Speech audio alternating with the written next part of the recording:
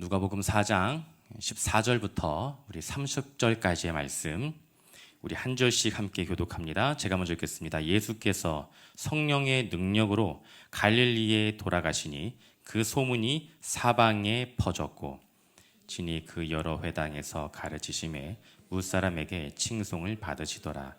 예수께서 그 자라나신 곳 나사렛에 이르사 안식일에 늘 하시던 대로 회당에 들어가사 성경을 읽으려고 서심해 선지자 이사야의 글을 들이거늘 책을 펴서 이렇게 기록된 데를 찾으시니 곧 주의 성령이 내게 임하셨으니 이는 가난한 자에게 복음을 전하게 하시려고 내게 기름을 부으시고 나를 보내사 포로된 자에게 자유를 눈먼 자에게 다시 보게 함을 전파하며 눌린 자를 자유롭게 하고 주의 은혜의 해를 전파하게 하려 하심이라 하였더라. 책을 덮어 그 맡은 자에게 주시고 앉으시니 회당에 있는 자들이 다 주목하여 보더라. 이에 예수께서 그들에게 말씀하시되 이 글이 오늘 너희 귀에 응하였느니라 하시니 그들이 다 그를 증언하고 그 입으로 나오는 바 은혜로운 말을 놀랍게 여겨 이르되 이 사람이 요셉의 아들이 아니냐. 예수께서 그들에게 이르시되 너희가 반드시 의사야 너 자신을 고치라 하는 속담을 인용하여 내게 말하기를 우리가 들은 바 가버나움에서 행한 일을 내 고향 여기서도 행하라 하리라. 또 이르시되 내가 진실로 너에게 이르노니 선지자가 고향에서는 환영을 받는 자가 없느니라. 내가 참으로 너에게 이르노니 엘리야 시대에 하늘이 3년 6개월간 닫히어 온 땅에 큰 흉년이 들었을 때에 이스라엘에 많은 과부가 있었으되 엘리야가 그 중 한 사람에게도 보내심을 받지 아니하고 오직 시돈 땅에 있는 사렙다의 한 과부에게 뿐이었으며 또 선지자 엘리사 때에 이스라엘에 많은 나병 환자가 있었으되 그 중에 한 사람도 깨끗함을 얻지 못하고 오직 수리아 사람 나만 뿐이었느니라.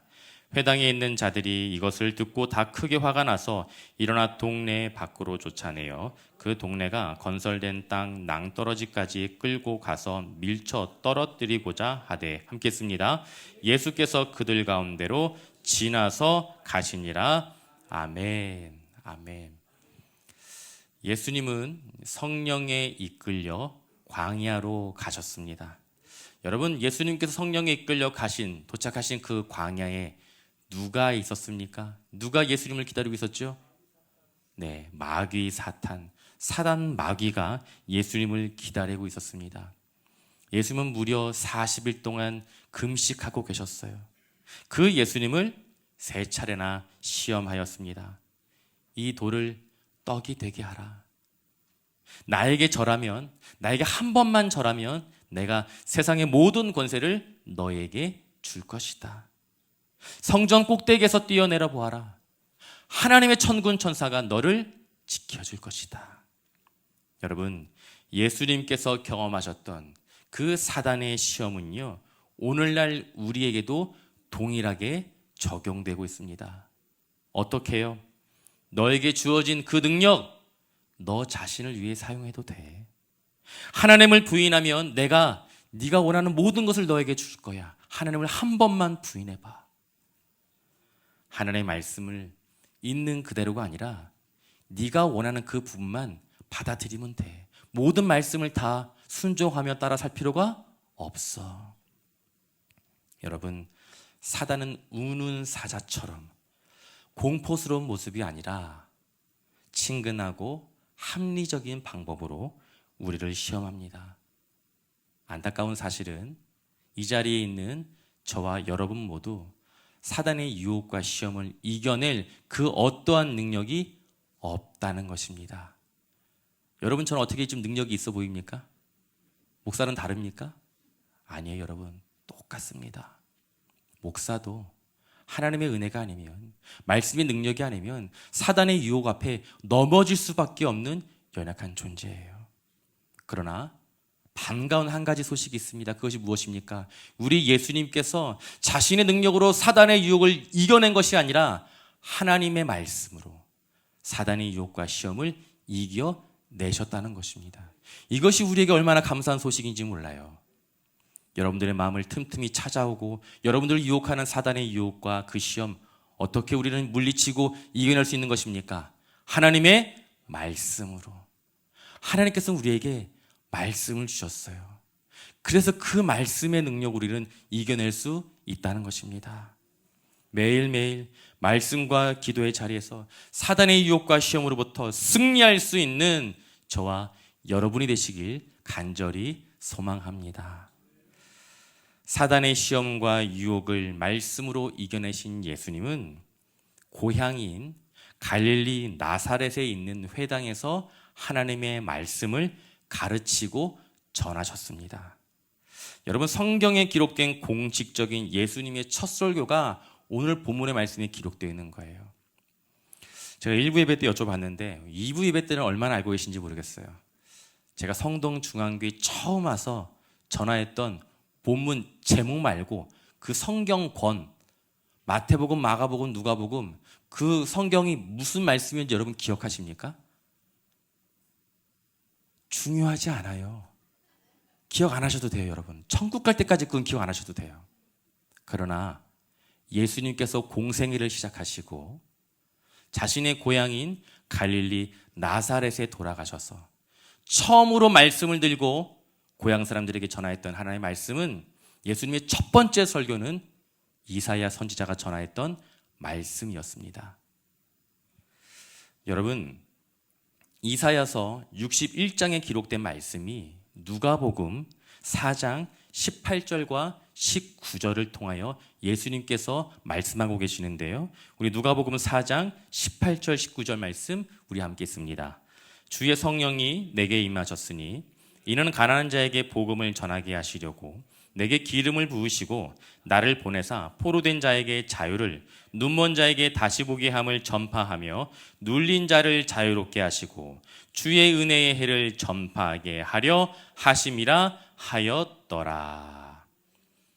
예수님은 이사야 61장 말씀을 읽으신 후에 이사야를 통해 주신 하나님의 말씀이 오늘 너희들에게 성취되었다고 말씀해 주셨습니다. 여러분, 그렇다면 예수님께서 말씀하신 성취하신 하나님의 말씀이 과연 무엇일까요? 오늘 본문의 말씀은 이렇게 기록하고 있습니다. 주의 성령이 내게 임하였으니.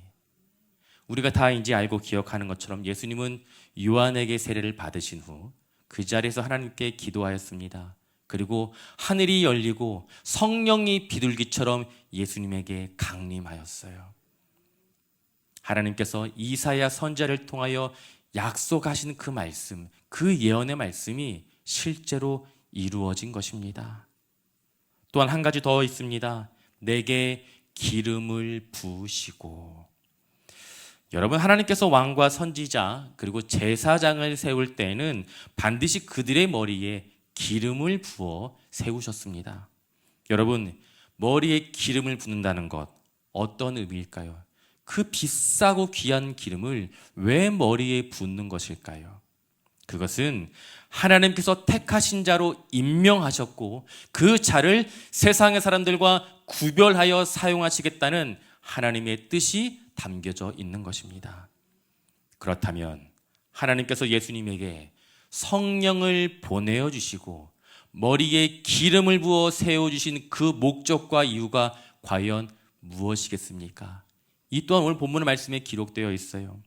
가난한 자에게 복음을 전하게 하시고 포로된 자에게는 자유를, 눈먼 자에게는 다시 보게 함을, 눌린 자에게는 자유롭게, 마지막으로 주의 은혜의 해를 전파하기 위함이었습니다. 다시 말해 우리의 삶 가운데 회복을 선포하시기 위해 예수님께서 이 땅에 오셨던 것입니다. 여러분, 사단은 아담과 하와를 유혹하여 하나님과의 관계가 깨어지게 하였습니다. 그러나 예수님께서 오셔서 아담의 실패로 인하여 깨어진 그 하나님과의 관계를 회복해 하실 것입니다. 예수님은 회복을 선포하시고 그리고 그 회복을 이루시기 위해 이 땅에 오신 것입니다. 여러분, 교회가 깨어졌어요. 성도들의 마음이 큰 상처를 입게 되었습니다. 그리고 그 상처는 아직도 남아 있습니다. 새로운 목사가 작년 4월 2일 왔다고 소문이 났어요. 여러분, 새로운 목사가 오면 뭔가 달라집니까? 회복이 일어납니까? 여러분, 새로운 목사가 오게 되었다고 해도 그 상처가 회복되지는 않습니다. 그렇다면 목사인 저의 역할은 무엇일까요? 왜 하나님께서 저를 성동중앙교회로 부임하게 하신 것입니까? 사랑하는 주의 성도들을 하나님의 그 말씀 앞에 자리, 예수 그리스도의 그 능력의 이름의 앞으로 그 자리로 여러분들을 안내하기, 인도하기 위함이에요. 여러분, 저에게 주어진 역할은 이 이상도 이 이하도 아니에요. 목사가 기도하면 당장 병에 낫고 목사가 기도하지 않으면 천국 갑니까? 여러분, 그렇다면 저희 아이들은 9년 동안 투병생활 할 이유가 없어요. 아버지가 목사인데 목사가 기도해도 똑같습니다. 여러분, 저의 역할은 저뿐만 아니라 여러분도 동일하게 다시금 그 깨어지고 부서진 그 마음을, 상처투성인 그 마음을 하나님 말씀 앞으로, 예수 그리스도 그 앞으로 인도하는 것입니다. 그 인도의 자리에 저를 하나님께서 세워주신 것뿐이에요. 여러분, 저희 아내에게 물어보세요. 전소희 목사가 남편이어서 정말 행복하고 감사한 삶을 살아가고 있는지. 저 여인에게도 나름 상처와 아픔과 슬픔이 있어요. 전송인이라고 하는 그 사람을 남편으로 만나 살아가는 인생이 마냥 행복하지는 않을 것 같아요. 그런 의미에서 오늘 이 말씀을 통해 위로받고 돌아가는 김인숙 사모님이 되시기 소망합니다. 여러분, 회복을 이루시기에 오신 예수 그리스도를 붙들고 그 이름을, 능력을 소망하게 될 때에 주의 몸된 교회와 가정이 회복되어지는 줄 믿습니다. 여러분, 갈릴리 회당에서 예수님께서 이스라엘의 선포를 회복하신 이후에 그 예수님의 그 놀라운 회복의 말씀을 듣게 된 그 고향 사람들의 반응이 여러분 궁금하지 않으십니까? 우리 함께 말씀 볼게요. 누가복음 4장 22절 말씀 우리 함께 씁니다. 그들이 다 그를 증언하고 그 입으로 나오는 바 은혜로운 말을 놀랍게 여겨 이르되 이 사람이 요셉의 아들이 아니냐. 오늘 말씀에는 이렇게 좀 단순하게 기록됐는데 이 갈릴리 사람들의 반응이 마가복음에는 조금 더 자세하게 기록되었어요. 우리 함께 마가복음 6장 3절부터 5절까지의 말씀을 우리 함께 봅니다. 함께 있습니다. 이 사람이 마리아의 아들 목수가 아니냐, 야고보와 요셉과 유다와 시몬의 형제가 아니냐, 그 누이들이 우리와 함께 여기 있지 아니하냐 하고 예수를 배척한지라.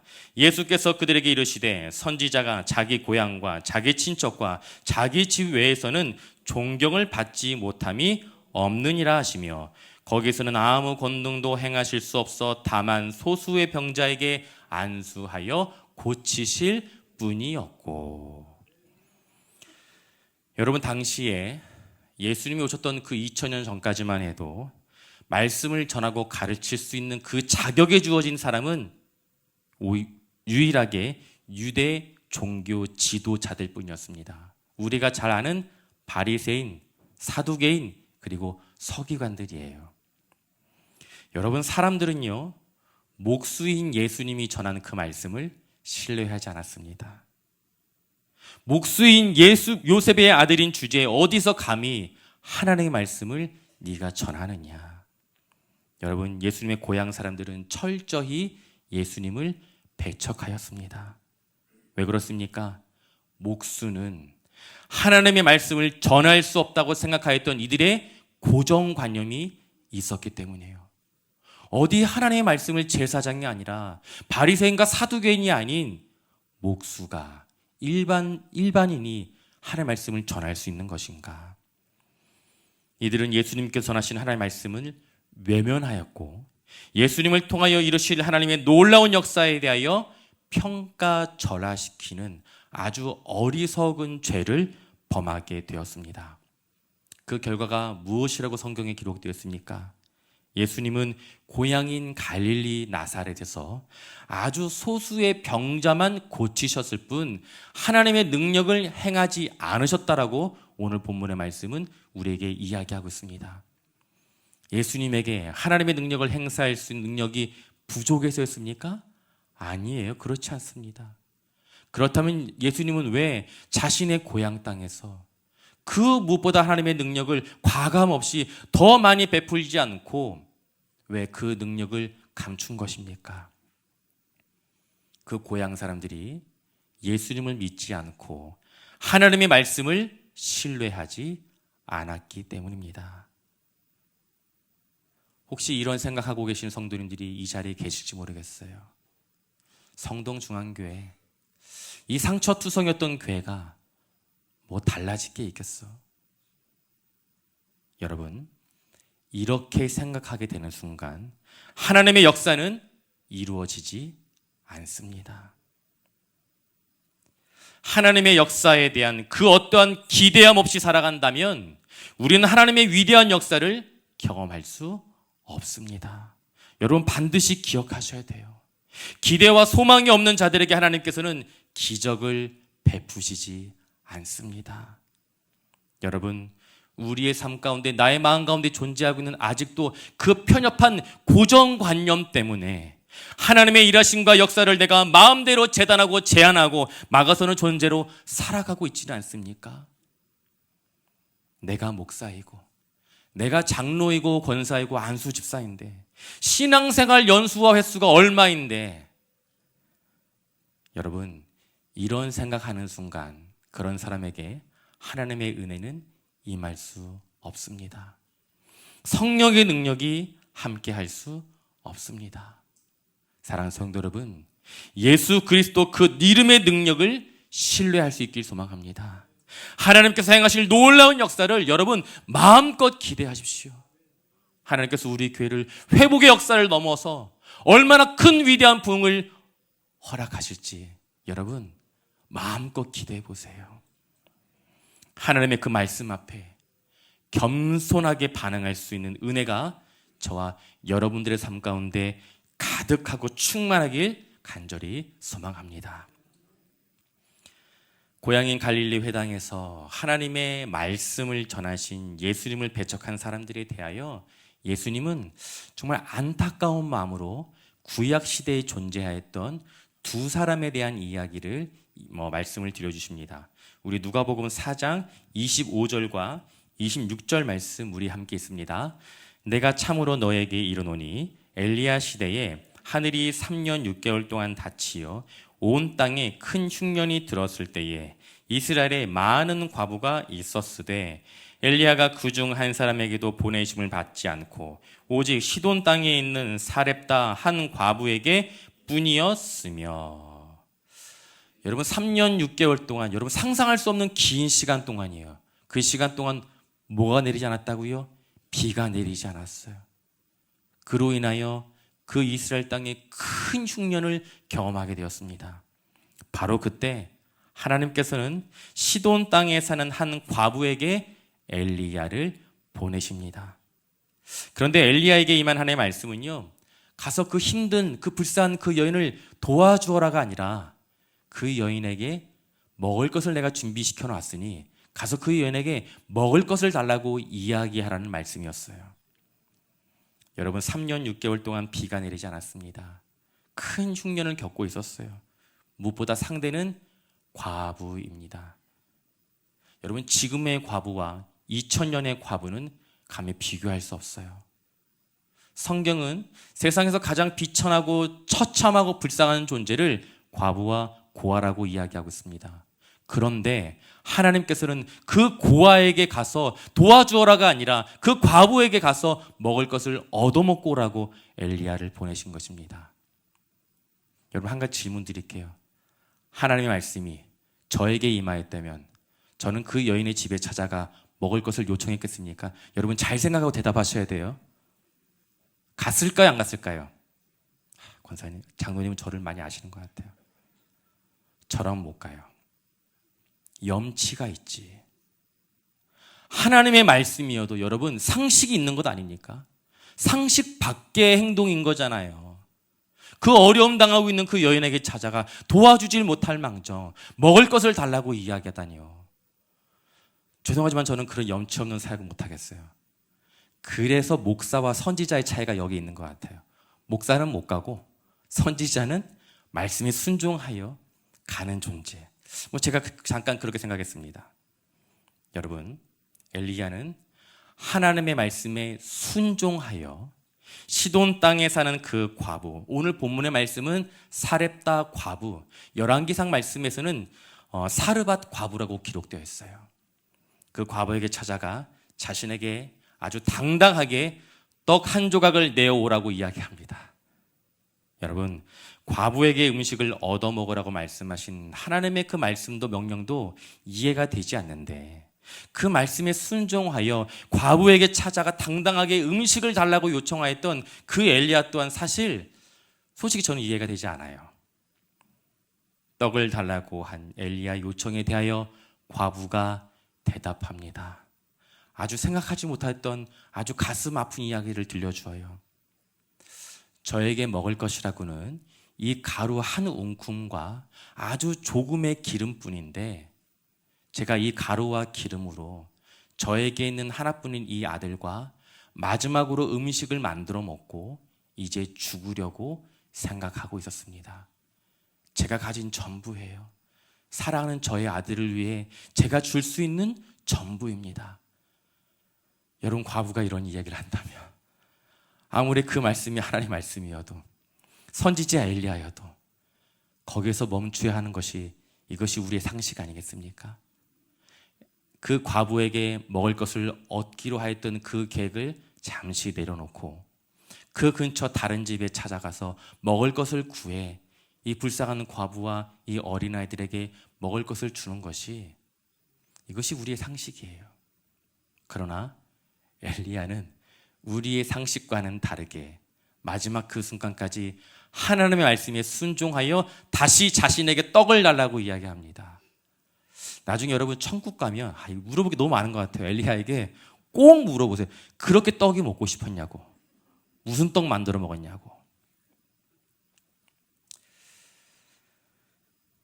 엘리야가 이야기합니다. 나에게 떡을 만들어 오면 하나님께서는 당신을 위하여 그 가루통과 기름병이 마르지 않게 할 것이라고 하나님께서 주신 약속의 말씀을 전하였습니다. 여러분이라면 어떻게 하시겠어요? 내가 가지고 있는 그 마지막 이 전 재산이라고 이야기하기도 되게 미천한 이 전부의 음식을, 그 무엇보다 사랑하는 내 아들과 마지막으로 먹고 죽으려 했던 그 음식을 이 엘리야에게 기꺼이 내어주시겠습니까? 권사님 내어주시겠어요? 권사님 손주가 먹어야 될 과자예요. 제가 가서 달라고 하면 저 주시겠어요? 아이고 권사님, 이런 분도 계시네요. 저는 과자 달라고 안 할 테니까 걱정하지 마세요. 여러분, 당장 먹을 것이라고는 이 조금의 가루와 기름뿐이었는데 무엇보다 내 아들을 위한 것인데 하나님의 말씀에 순종하여 기꺼이 엘리야를 위해 자신이 가지고 있는 모든 것을 포기한 그 결과가 무엇일까요? 열왕기상 17장 16절 말씀은 이렇게 기록되어 있습니다. 우리 함께 읽습니다. 여호와께서 엘리야를 통하여 하신 말씀같이 통에 가루가 떨어지지 아니하고 병에 기름이 없어지지 아니하니라. 아멘. 하나님의 말씀에 순종한 결과, 자신이 가지고 있는 모든 것을 포기하고 내어놓은 결과 과부가 가지고 있었던 그 가루통과 기름병이 마르지 않는 기적을 경험하게 되었습니다. 어떤 분들은 이 말씀을 읽고 그렇게 이제 반응하시는 분들도 계시더라고요. 내가 과부였으면 좀 큰 통을 갖다 놓는 건데 한 50리터짜리 큰 통 갖다 놨으면 이게 마르지 않고 차고 넘친다면 그것만 팔아도 여러분 재벌되는 것 아니겠습니까?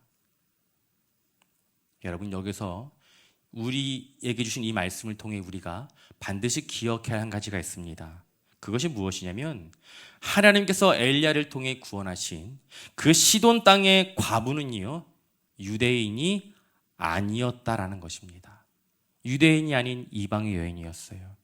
여러분, 하나님께서는 왜 이스라엘 백성들이 아닌 이방 여인에게 기적을 베푸신 것입니까? 3년 6개월이라고 하는 그 긴 시간 동안 비가 내리지 않았던 것은 이스라엘 땅 전역이었어요. 이스라엘 공동체 모두가, 모든 백성들이 큰 어려움을 겪게 된 것입니다. 여러분, 이스라엘 땅에 과부가 없었겠습니까? 이 시돈 땅의 과부보다 그래도 이 여인은 가루 한 움큼과 조금의 기름이라도 가지고 있었지, 아무것도 없는 과부 또한 분명히 존재했을 거예요.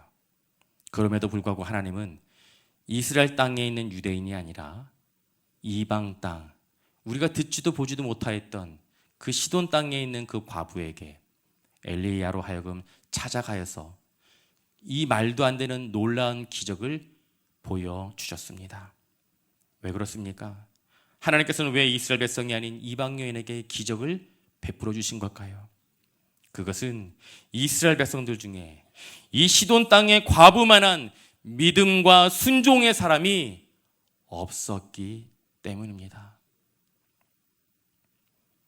사랑하는 성도 여러분, 목사와 장로, 안수집사와 시무권사, 우리에게 주어진 이 직분이 우리의 믿음을 결코 증명해 줄 수 없습니다.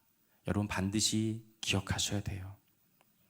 내가 몇 년 동안 신앙생활을 했는데, 내가 몇 년 동안 교회를 섬겼는데, 아니요, 여러분 몇 년 동안 교회에서 무슨 일을 하셨는지 전혀 중요하지 않아요.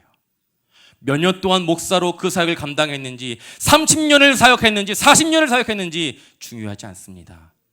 여러분, 하나님께서 중요하게 여기시는 그 한 가지는 바로 지금, 과거의 그 믿음이 아니라 바로 지금, 오늘 당장 나의 믿음이 무엇인가예요.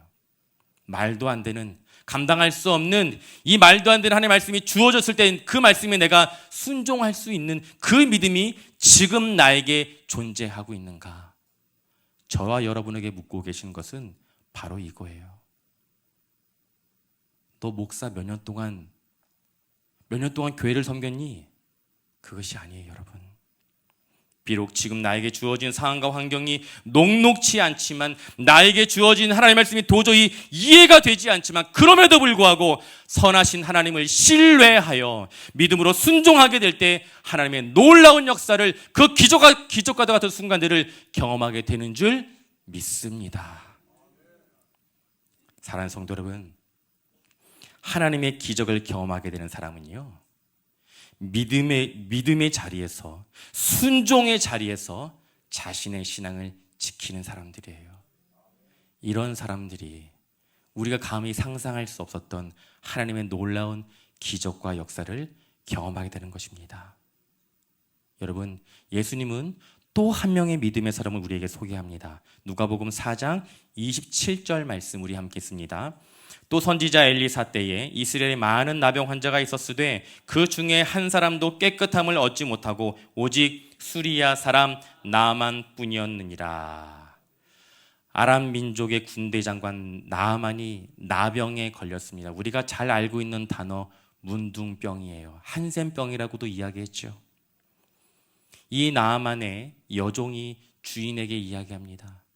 제가 기가 막힌 한 사람을 알고 있는데, 사마리아 땅에 있는 그 하나님의 사람 선지자를 찾아가 보세요. 그러면 주인의 나병이 치료될 것입니다. 자신의 나병이 나을 수 있다는 이 소식을 듣게 된 나아만 장군은요, 그 자리에서 당장 하나님의 사람 엘리사를 찾아갔습니다. 여러분, 아람 민족과 이스라엘은 적대 관계에 있었던 상황이에요. 적군이에요. 이 나만 장군에게 엘리사는 적군에 있는 사람이에요. 적군의 진영으로 간 것입니다. 나만 장군이 엘리사를 만나게 되었어요. 그리고 엘리사는 나만에게 이렇게 이야기합니다. 요단강에서 7번 몸을 씻으면 깨끗하게 회복될 것이다. 여러분, 엘리사의 이야기를 듣게 된 나아만은 실망합니다. 아니, 말씀을 보니까 분노하였다고 기록하고 있어요. 왜 나아만이 분노한 것입니까? 자기가 기대한 것은 아픈 자신의, 여러분 문둥병은 이 피부가 그냥 뭐 염증이 난 게 아니라 썩어가는 거예요. 진물이 뚝뚝 떨어지고 있는 상태예요.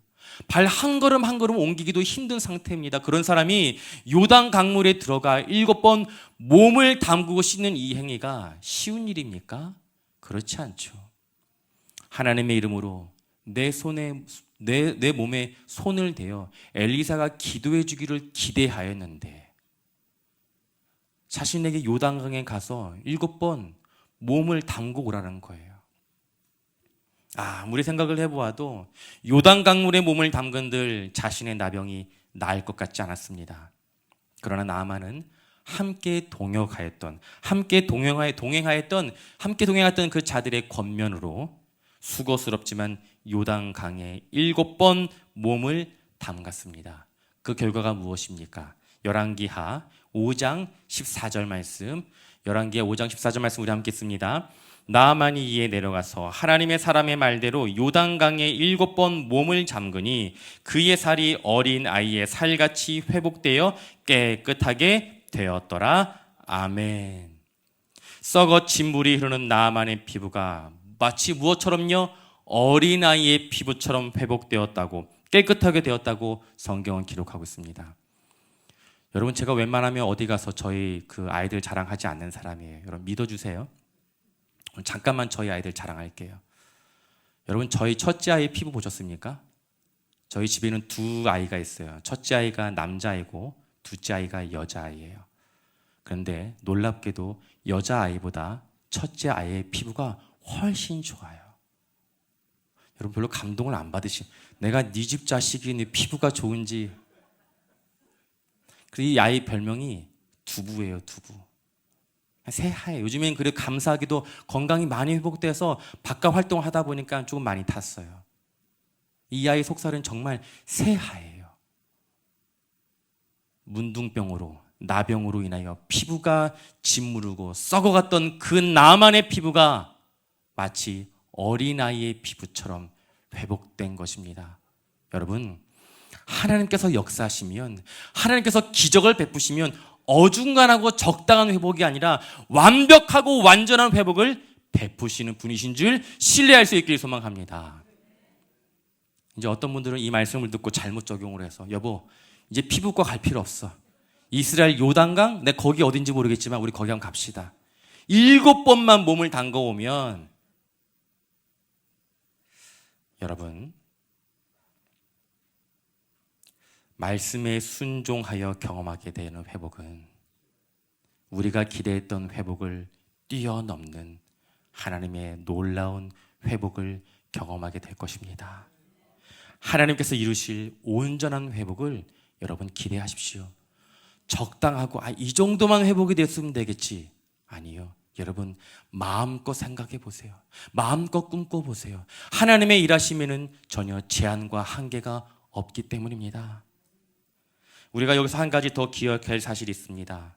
여러분, 엘리사가 치료한 나아만 장군은요, 이스라엘의 군대 장관이 아니라 이스라엘의 적장인 아람 민족의 군대 장관이었습니다. 여러분, 성경은 당시 이스라엘 백성들 가운데 수많은 나병 환자들이 존재했다고 기록하고 있어요. 당시 나병 환자는요, 나만 혼자가 아니었습니다. 그럼에도 불구하고 그 어느 누구도 엘리사에게 찾아가 고침을 받았다는 기록이 성경 어디에도 찾아볼 수가 없어요. 여러분, 엘리사에게 찾아가 나병을 치료받은 사람은 이스라엘 역사 가운데 오직 유일한 한 사람, 나만 장군뿐이었습니다. 여러분, 이 말씀이 뜻하는 바가 무엇입니까? 이 말씀이 우리에게 교훈하고 있는 것이 무엇이죠? 하나님께 택함을 받았다고 자랑스럽게 이야기하고 하나님을 믿는다고 고백하고 그렇게 살아가고 있지만 정작 이스라엘 백성들은 이방 민족인 나만 장군보다 하나님의 일하심과 역사를 신뢰하지 않았다라는 것입니다. 사랑하는 성도 여러분, 하나님께서 우리에게 허락하실 회복과 부흥의 역사를 기대하십니까? 이 정도 기대하시는 거예요? 여러분, 이 정도 기대하시면 역사 안 일어날 것 같아요. 한 번 더 여쭤볼게요. 여러분, 하나님께서 우리에게 허락하실 회복과 부흥을 기대하십니까? 아멘. 아멘. 감사하게도 하나님께서는 우리 교회 가운데 놀라운 회복의 은혜를 허락해 주셨습니다. 지난날의 상처를 뒤로하고 이제는 우리가 회복을 경험하고 있어요. 그리고 앞으로 경험하게 될 부흥을 기대하고 소망하고 있습니다. 그러나 여기서 우리가 만족하고 여기서 멈추면 안 돼요. 왜 그렇습니까? 교회를 떠난, 신앙의 자리를 떠난 사랑하는 우리의 자녀들이 너무나 많이 존재하고 있기 때문입니다. 여러분, 우리의 자녀들도 다시 돌아와서 회복을 누려야죠. 평생 그 상처투성의 마음으로 감당할 수 없는 이 완악한 세상 가운데 어떻게 살아가도록 여러분 그냥 두실 것입니까? 그 어느 때보다 간절히 기도해야 할 때이지만 매일 새벽 기도의 자리, 수요일과 금요일 기도의 자리, 여러분 이 자리가 지금처럼 꽉 차 있을까요? 안타깝지만 그렇지 않습니다. 너무나도 많이 비어 있어요.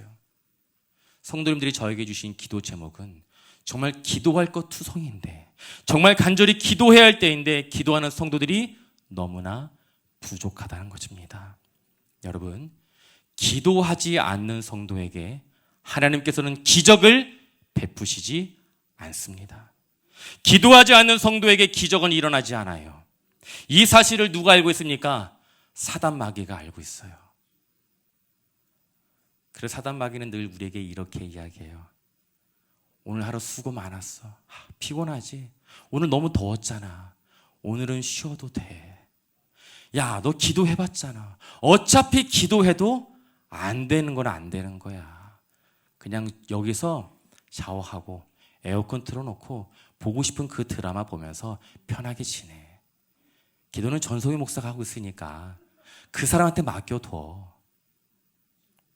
여러분, 하나님께서 택한 이스라엘 백성이 아닌 이방 민족 나만 장군의 나병이 치료된 이유는 두 가지입니다. 그 첫 번째는 그 나만에게는 간절함이 있었어요. 정말 간절한 마음이 있었어요. 요단강에 7번 들어가라고 하면 7번 들어갔다 나올 만큼 그 간절한 마음이 있었습니다. 이 7번 순종하면 내 병이 치료될 수만 있다면 7번이 아닌 70번이라도 들어갈 수 있는 마음이 나만에게는 존재했다는 거예요. 그리고 나만 자신에게 주어진 말씀에 대한 순종이 있었습니다. 그 결과 이스라엘 백성들은 경험하지 못한 이 기적과도 같은 은혜를 이방 사람이 경험하게 된 것입니다.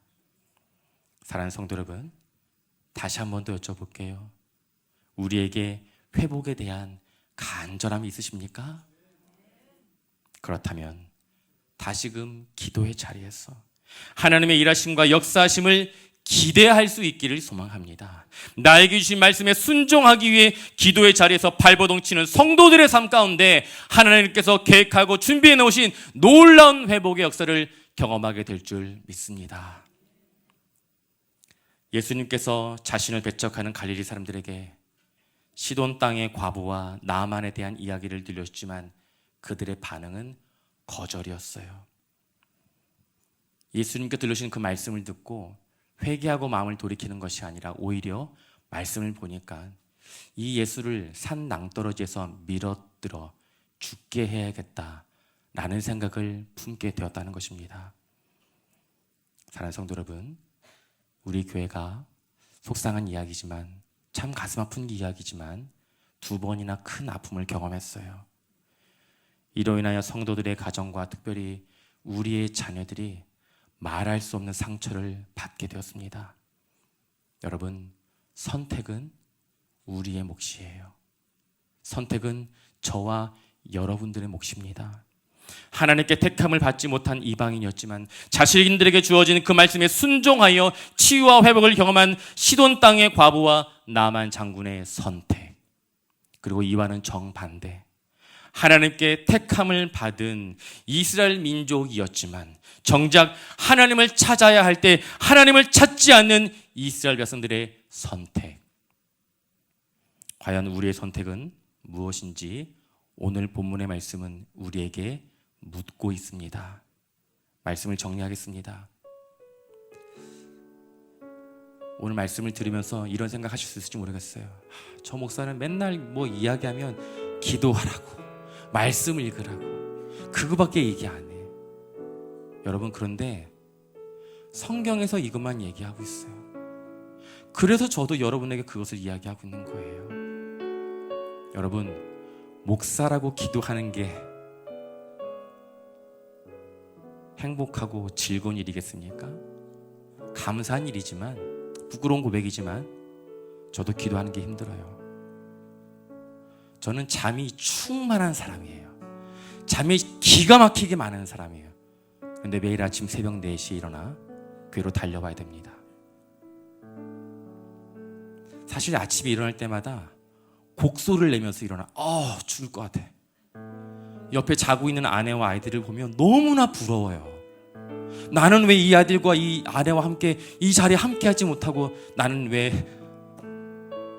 여러분, 그런데 이 자리에 달려나와 기도하는 그 순간만큼은 얼마나 행복하고 감사한지 몰라요.